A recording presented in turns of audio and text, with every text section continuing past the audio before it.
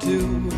Fun and laughter on a summer holiday. No more worries for me or you for a week or two. Croeso chi yma i'r Gell, a ni wedi cyrraedd wythnos gyntaf mis Awst.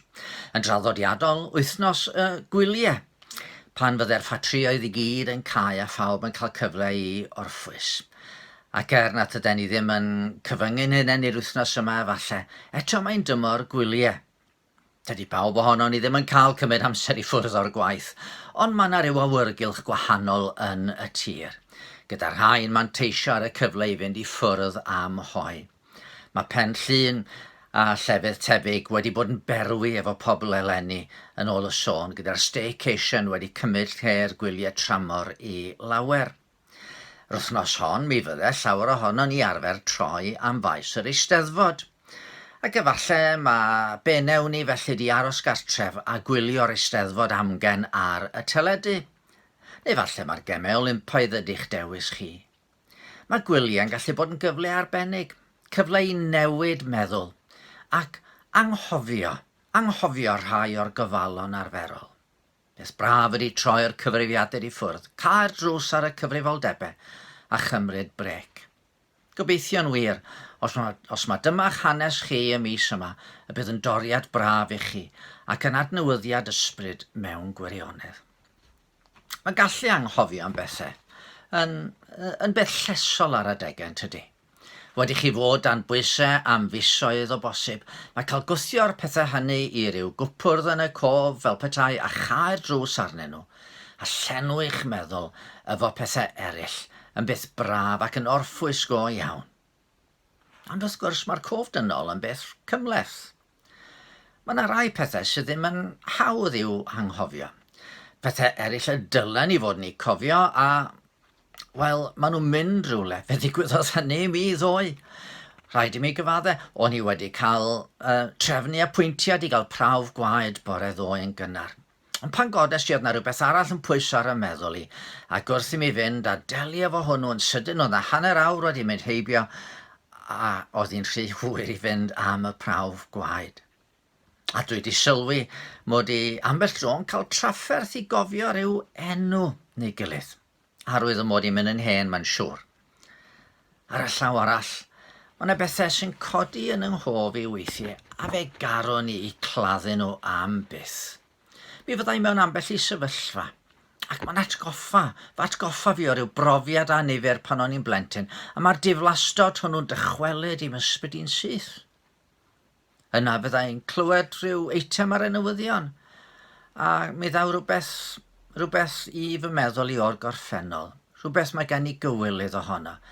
Mi garon ni fedru troi'r cloc yn ôl a gwneud pethau mewn ffordd wahanol. O, mae'n rhy hwyr. Ac yna fe ddaw'r oriau unig weithiau, pan fydd y gorffennol yn dod yn real iawn, a fy'n ein gwybod y mod i ar fai. Ac wrth gwrs yr un sy'n anodd ydy na da ni'n cael dewis beth da ni'n gofio a beth da ni'n anghofio. Po fwyaf dwi'n dymuno anghofio rhywbeth mwyaf tebyg ydw i o'i gofio fo'n te. A'r pethau dwi am ei cofio, wel rhywsut mae rhain i'n dianc i ryw gornel yn y meddwl ac yn gwrtho dod i'r wyneb. Da ni'n cael dewis anghofio. A dyna sy'n gwneud un o addewidion Duw yn beth rhyfeddol i mi. Ar y naill llaw, mae Duw yn gwybod pob dim. Fe sylweddolodd y brenin Dafydd hyn pan ysgrifennodd arglwydd. Rwyt wedi fy chwilio am adnabod. Gwyddos ti pa bryd y byddaf yn eistedd ac yn codi. Rwyt wedi deall fy meddwl o bell.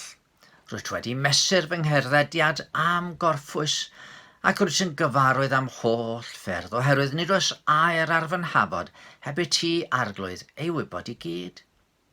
A Duw yn gwybod popeth. Ond ar y llaw arall, pan mae yn sôn am estyn i gyrraedd at ei bobl, mae Duw yn deud rhywbeth fel hyn. Wedi fod yn siarad trwy proffwyd Jeremia am drygioni mawr Israel. Oedden nhw wedi torri'r cyfamod oedden nhw wedi gwneud efo Duw a'i thorri hi'n deilchion. Ond yna mae Duw'n sôn am gyfnod newydd yn dod, a chyfamod newydd. Bydde wedi i seilio nid ar ffyddlondeb Israel yn gyntaf. Dyma'r cyfamod a wnaf ath i Israel ar ôl y dyddiau hynny, medda'r arglwydd. Rhof yng nghyfraith o'i mewn. Ysgrifennaf hi ar ei calon, a bydda fi'n dduw iddynt a hwythau'n bobl i mi, ac ni fyddant mwyach yn dysgu bob un ei gymydog a phob un ei berthynas gan ddweud adnebydd yr arglwydd. O blegyd byddant i gyd yn fadnabod i. O'r lleiaf hyd y mwyaf ohonynt, medda'r arglwydd. Oherwydd, a sylwch rwan, oherwydd, mae ddeiaf iddynt i drygioni, ac ni chofiaf eu pechodau byth mwy. Ni chofiaf eu pechodau byth mwy. Mae Duw yn dewis peidio cofio rhywbeth. Mi welodd y proffwyd Meica rhywbeth tebyg.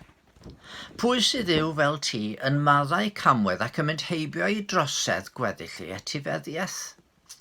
Nid yw'n dal ei ddig am byth, ond ymhyfryda mewn trigaredd. Bydd yn tostyrio wrth im eto ac yn golchi ein camweddau ac yn taflu'n holl bechodau i eigion y môr. Ie, mae Dyw'n ymhyfrydu mewn trigarhau. Mae wrth i fodd yn trigarhau. A phan ddown ni ato fo mewn edifeirwch gan gyfaddef yn methiant, mae'n dewis anghofio. Mae'n taflu'n pechodau i eigion y môr, ac fel y dywedodd Cori ten Boom, mae'n rhoi arwydd i fyny, dim pysgota. Tybed os na bethau ar eich calon chi heddiw sy'n eich blino chi. Rhyw euogrwydd na fedrwch chi ddim cael gwared ohono fo. Rhyw ddyfaru, a chithau methu troi'r cloc yn ôl i newid pethau. Peidiwch jyst dyfaru. Dewch at Iesu, ydyn nath i'r groes i dalu am bris yn beien i gyd, ac mewn edifeirwch, bwriwch eich hun ar ei drigaredd. A bydd wrth i fodd heddiw yn deud wrthoch chi fel y dydodd wrth sawl un trawddo yma ar y ddeiar. Maddeuwyd dy bechodau. Gadwch chi niweddio. O arglwydd yn Duw, da ni'n diolch i ti am fis fel y mis yma lle mae llawer yn cael cyfle i orffwys. Cyfle i anghofio cyfrifoldebau bob dydd a chael adnewyddiad ysbryd. Ond da ni hefyd yn gwybod bod ni mewn byd lle mae euogrwydd yn blino cymaint o bobl. Da ni'n rhyfeddu o dar dy fod ti erioed wedi trefnu ffordd i ni gael maddau yn beie. O, fe gostiodd o i ti, fe gostiodd o fywyd dy fab ar y groes. Ond rhoi ni gymorth heddiw i ddod o'r newydd at groes Calfaria ac i adael y cyfan o'n beie wrth droed y groes a llawenhau yn y maddeuant yr o ti'n estyn teg at bechaduriaid edifeiriol. Amen. Wel, fel y dydes i, os ydych chi'n cael gwyliau, mwynhewch. A dwch yn ôl os nesaf am ei ddoi a myfyrdod arall os fydd Duw yn caniatáu. Wow.